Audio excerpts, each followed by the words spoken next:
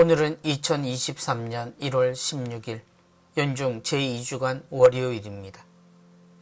성부와 성자와 성령의 이름으로 아멘. 마르코가 전한 거룩한 복음입니다. 그때에 요한의 제자들과 바리사이들이 단식하고 있었다. 사람들이 예수님께 와서 요한의 제자들과 바리사이의 제자들은 단식하는데 선생님의 제자들은 어찌하여 단식하지 않습니까? 하고 물었다. 예수님께서 그들에게 이르셨다. 혼인잔치 손님들이 신랑과 함께 있는 동안에 단식할 수야 없지 않느냐? 신랑이 함께 있는 동안에는 단식할 수 없다.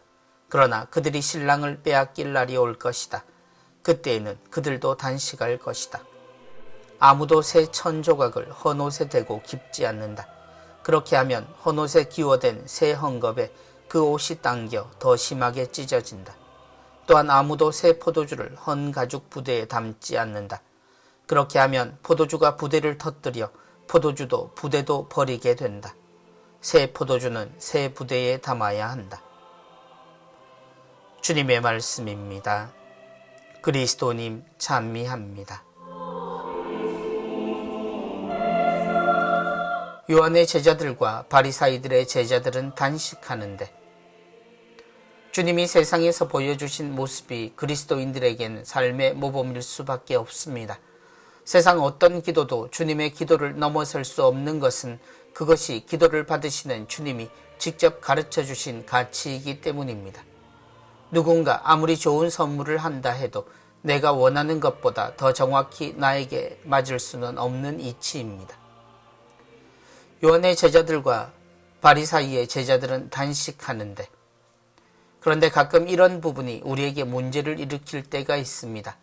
주님이 보여주신 자유로움으로 보이는 모습 때문인데 오늘 복음의 내용이 그 중 하나입니다.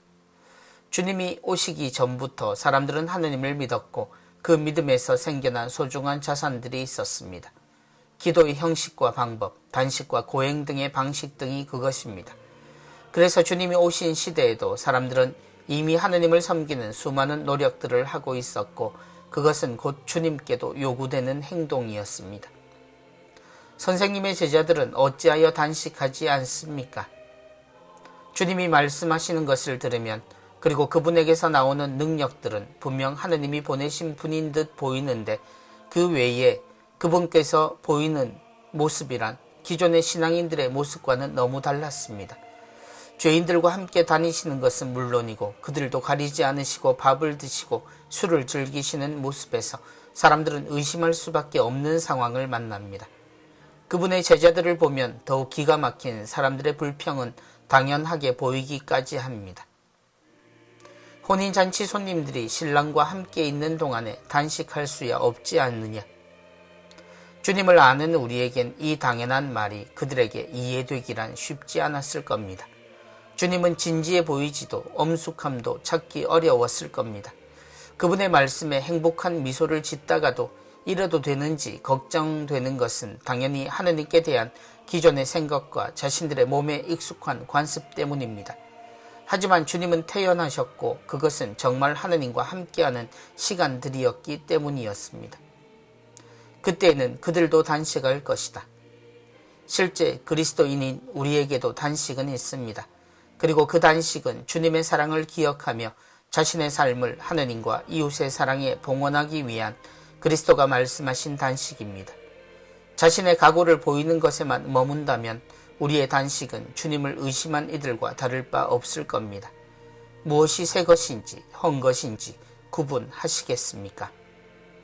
성부와 성자와 성령의 이름으로 아멘.